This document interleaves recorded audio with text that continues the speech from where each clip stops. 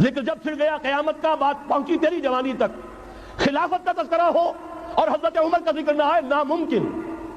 خلافت کا نظام، جیسے آپ کہتے ہیں کہ گلاب کا پھول پورا کھلا ہوا ہے، للی ان بلوم، خلافت کا نظام پورا کھلا ہوا حضرت عمر کے دور میں نظر آتا ہے۔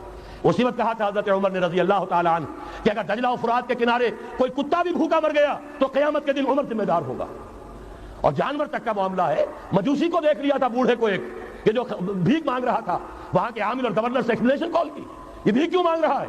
جب یہ جوان تھا، کام کر سکتا تھا، تم اس سے جزیہ لے رہے تھے، اب یہ بوڑھا ہو گیا ہے، کما نہیں سکتا، تم نے اسے بھکاری بنا دیا ہے، اس کا وظیفہ مقرر کرو۔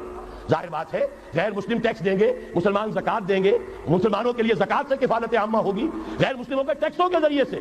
وہی نظام جو آج یورپ میں ہے، اسکینڈینیوین کنٹریز میں ہے، برطانیہ میں ہے، ان امپلائمنٹ الاؤنس ہے، یا یہ کہ اور ویلفیئر کا نظام ہے، لیکن اسلام کا مکمل ترین ویلفیئر نظام زکات کے تحت ہے، اور اس میں گارنٹی ہے ہر شہری کی بنیادی ضروریات انڈر ریٹن، ان کی ذمہ داری ریاست کے ذمہ ہے۔ حضرت عمر ہی کا زمانہ تھا کہ لوگ اپنی زکات لے کر پھرتے تھے، لینے والا کوئی نہیں ہوتا تھا۔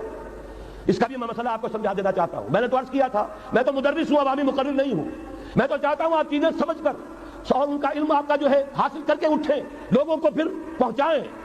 یہ کیسے ہو گیا جبکہ زکات جو ہے وہ تو اسلامی ریاست میں نظام خلافت میں حکومت لیتی ہے؟ پھر کیسے ہو گیا کہ لوگ اپنی زکات لے کر پھر رہے، لینے والا کوئی نہیں؟ اس کو بھی جان لیجئے، جیسے زمین کی دو قسمیں میں نے بیان کی، خراجی اور عشری، ایسے ہی زکات کے قابل جو مال ہے اس کی بھی دو قسمیں ہیں۔ اموال باطنہ، گھروں میں رکھی ہوئی کوئی نقدی ہے، کوئی زیور ہے، کوئی اور ایسی چیزیں ہیں، یہ اموال باطنہ کہلاتی ہیں۔ اس کی زکات جبراً حکومت نہیں لے گی۔ اگر اس کی زکات جبراً حکومت لے تو گھروں کی تلاشیاں لینی پڑیں گی، جا کے تکیے پھاڑ پھاڑ کے دیکھنے پڑیں گے کہ کہیں کچھ رکھا ہوا تو نہیں ہے۔ یہ معاملہ مسلمانوں کی ان کی اپنی نیت پر، ایمان پر، اللہ کے ساتھ ان کے خلوص و اخلاص پر چھوڑ دیا۔